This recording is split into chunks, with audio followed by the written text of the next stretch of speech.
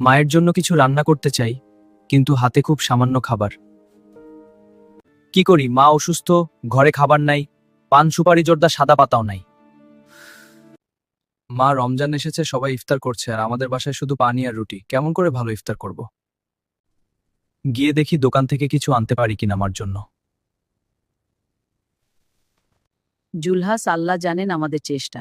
ছোট ছোট জিনিস দিয়েও ইফতার করা যায়। ধৈর্য ধর বাবা, আর এটা আমাদের পরীক্ষার সময়। কি জুলহাস, দাঁড়িয়ে আছো, কিছু বলছো না? কোনো সমস্যা হয়েছে না? কিছু লাগবে?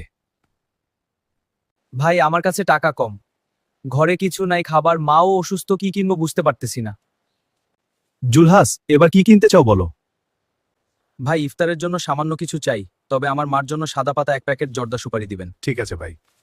ভাই, আর দিবেন 2 কেজি চাল, 250 গ্রাম ডাল, 1 কেজি আলু, আর দিবেন লবণ 1 প্যাকেট, আধা কেজি পেঁয়াজ, 250 গ্রাম রসুন, আধা কেজি সয়াবিন তেল, আধা কেজি ছোলা বুট। ঠিক আছে ভাই, ধন্যবাদ, এনে দিচ্ছি।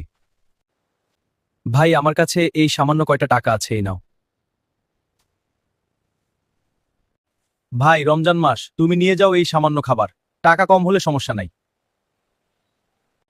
আমি খুশি হব আর আল্লাহ আনন্দিত হবেন। ধন্যবাদ। ভাগিনা, আমার কাছে টাকা একটু অল্প আছে, সারাদিন কাজ করেছি, কিন্তু আজ তেমন মজুরি পাইনি।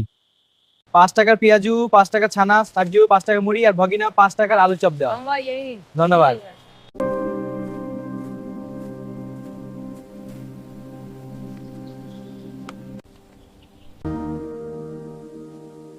আলহামদুলিল্লাহ। জুলহাস, তুমি একা ইফতার করছো? আমি কিছু এনেছি, একসাথে খাই। না ধন্যবাদ সোহেল, আল্লাহর ইচ্ছায় আমি খেতে পারছি, এটা অনেক বড় আনন্দ। ভাই, রমজান মানেই ভাগাভাগি, আসুন একসাথে খাই। খুব মজা, তাই না? হ্যাঁ, দারুণ, আরো একটা নে। তুইও নে, এই সূর্যাস্তটা অসাধারণ। খা ভাই, আরো খা। হ্যাঁ, খুব মজা, খুব মজা, তাই না? হ্যাঁ, দারুণ, আরো নাও। হ্যাঁ, তুইও খা। এই যে নিলাম।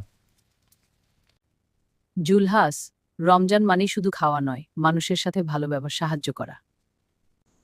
মা, সত্যি আমি বুঝতে পারছি রমজান মানেই হৃদয় রাখা। রমজান শুধু খাওয়া দাওয়া নয়, ভালোবাসা আর মানুষকে সাহায্য করাই আসল আনন্দ।